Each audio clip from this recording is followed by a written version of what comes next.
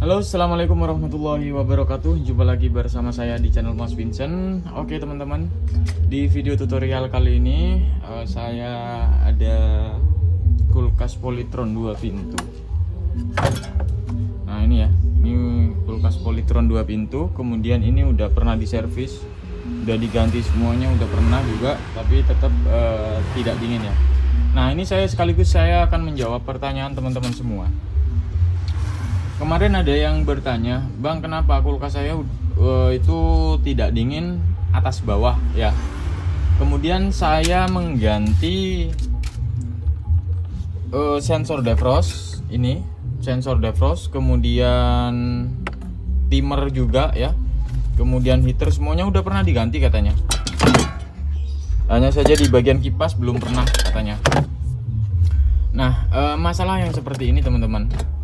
Jika kulkas kalian, kulkas 2 pintu kalian, kulkas Polytron, kulkas Sharp, dan untuk kulkas 2 pintu ya jenisnya, kalau misalkan kulkas kalian tidak dingin atas bawah, itu jangan sekali-kali kalian langsung memvonis bahwa di bagian sensor defrost, fuse, heater, timer ya, itu jangan sekali-kali kalian memvonis itunya yang rusak ya. Karena bukan beberapa, tapi kebanyakan kulkas 2 pintu itu kan di channel-channel YouTube yang lain itu kan membahas masalah sensor defrost ya, ganti sensor defrost, tapi nggak semuanya seperti itu teman-teman.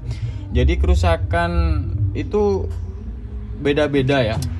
Jadi tergantung kalian bagaimana cara menganalisanya. Jadi kalau analisa salah ya nanti kulkas kalian nggak bakalan bisa dingin. Tapi kalau analisanya tepat, insya Allah kembali normal lagi. Oke, yang pertama untuk pergantian sensor defrost ya, ini saya langsung to the point aja. Kalau misalkan ada kulkas kalian, kulkas 2 pintu yang atas bawah tidak dingin, jika ada pergantian ataupun ada kerusakan di bagian sensor defrost seperti ini, sensor defrost, kemudian fuse, heater, dan juga timer, kemudian kipas yang rusak, itu ada tanda-tandanya dan juga ada ciri-cirinya ya. Ciri-cirinya seperti apa? Biasanya kulkas ini mengalami pengeblokan bunga es, yang dikatakan atau yang saya jelaskan ada pengeblokan bunga es. Ini di bagian dinding freezernya ini. Di bagian dinding freezer itu terdapat gumpalan bunga es. Biasanya kalau misalkan masih 3 hari ya, 2 hari, dia nggak bakalan nampak ya. Dan akan nampak hanya di bagian dinding sini. Makanya kita bisa lihat di bagian lubang kisi-kisi ini, di bagian dalam sini. Nah kalau misalkan udah beberapa hari, biasanya nggak sampai 1 minggu, biasanya udah nampak di bagian dinding freezernya ini. Nah itu kalau misalkan terjadi seperti itu udah pasti besar kemungkinan itu ada kerusakan di bagian sensor defrost, fuse, heater, kipas, saluran pembuangan, dan juga timernya. Nah, jika ada kerusakan seperti itu, kalian itu wajib ya.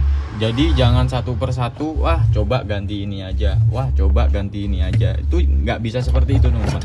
Itu namanya ya coba-coba ya. Tapi kalian harus cek ya di bagian sensor defrost, fuse, heater. Nah untuk mencari kerusakan apakah benar-benar sensor defrost ini rusak, yaitu udah pernah saya jelaskan. Kalau misalkan ada tanda-tanda ada genangan air di bagian dalam sini, itu biasanya masih bisa kita gunakan, cuman udah error-erroran. Artinya kadang dia nyambung, kadang enggak di suhu dingin ya. Jadi seperti itu. Mendingan kalau udah air, embun air, mendingan kalian ganti. Kalau misalkan hanya burem ya, burem ininya tapi nggak ada kemasukan air, itu nggak masalah, kalian masih berfungsi ya, kalian masih pakai nggak masalah. Tapi kalau udah kenaan air ya, yang namanya bimetal seperti ini kan ada ya, kalau misalkan suhu dingin dia akan nyambung seperti ini. Nah lempengan ini kalau misalkan kena air, dia kan ada kayak semacam kayak seperti ini, biru-biru seperti ini nih, korosi seperti ini. Nah dia nggak bakal nyambung. Makanya sistem pendefrosan dia gagal, nggak bisa memanasin atau mencairkan bunga es yang ada di evaporator ini. Nah kemudian ya udah ngerti ya untuk fuse ini kalau misalkan rusak ya, ataupun putus, itu biasanya terjadi pengeblokan bunga es juga. Dan ditandai itu timer nggak mau berputar, nggak mau jalan. Jadi timernya itu diam aja, nggak mau berputar, nggak bisa memerintahkan pendefrosan. Jadi seperti itu. Kadang timer ini waktu defrost udah langsung stuck, nggak bisa memerintahkan mesin kompresor. Nah biasanya seperti itu ya. Nah kemudian untuk heater juga kalau misalkan putus itu cenderung timer nggak mau bergerak ya, nggak mau hidup ya, cenderung diam. Nah paham ya teman-teman ya sampai di situ. Nah kemudian untuk kipas nih. Nah untuk kipas kemarin ada juga yang bertanya untuk mengganti kipas. Yang penting gini loh, untuk mengganti kipas yang penting nah kalau misalkan seperti ini kan kurang masuk nih, tuh kurang masuk ya. Ini harus tengah-tengah dari bagian sini. Ini agak masuk sedikit sebenarnya. Ini terlalu panjang, jadi ini harus dipotong sebenarnya. Nah ini harus potong di bagian angkernya dikit supaya ini bisa masuk, agak masukan seperti inilah. Nah seperti itu ya. Nah ini putarannya harus ke mana nih, kanan. Nah kanan seperti ini. Nah kalau kanan kan hembus angin kan keluar seperti ini, dia akan mendorong suhu dingin yang ada di dalam untuk keluar. Kalau putarannya seperti ini ya nanti kebalik, jadi nggak bisa dinginin udara yang ada di dalam freezer, malah keluarnya di bagian sini. Nah paham ya teman-teman.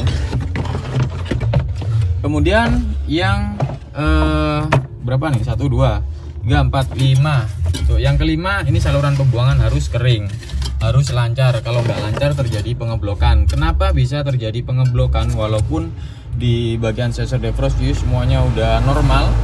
Nah kalau misalkan saluran buntu ini nggak bisa membuang air ya, jadi airnya genang di sini terus, kemudian jadi es batu. Nah maka dari itu terjadilah pengeblokan bunga es. Nah kalau misalkan terjadi pengeblokan bunga es, kalau misalkan kalian kurang yakin, kalian coba matikan 1 hari ya, 1 hari kemudian nyalakan kembali apakah kulkas ini normal atau tidak. Kalau normal udah pasti di bagian kelistrikan, yaitu di bagian sensor defrost, fuse, heater, dan yang saya sebutkan tadi teman-teman.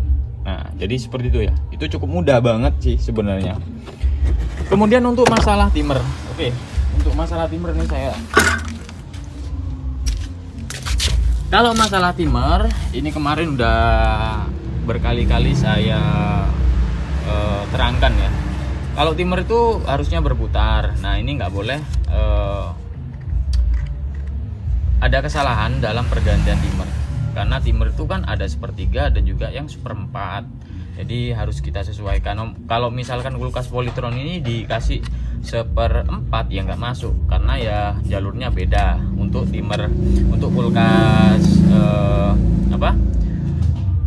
kulkas Polytron dan juga kulkas Sharp. Nah kalau misalkan timer ini memang jarang rusak teman-teman, jarang sekali saya mengganti timer, kecuali udah beberapa tahun baru kita ganti. Nah tanda-tandanya timer itu rusak itu nggak bergetar ya, walaupun kulkas semuanya normal, kemudian ada suara kretek. Nah seperti itu biasanya udah, itu saya ganti aja. Kalau misalkan udah seperti itu, biasanya di bagian rotor, di bagian giginya itu kadang ada salah satu yang rompal. Jadi seperti itu ya. Nah sampai di sini ngerti teman-teman ya. Oke, yang kedua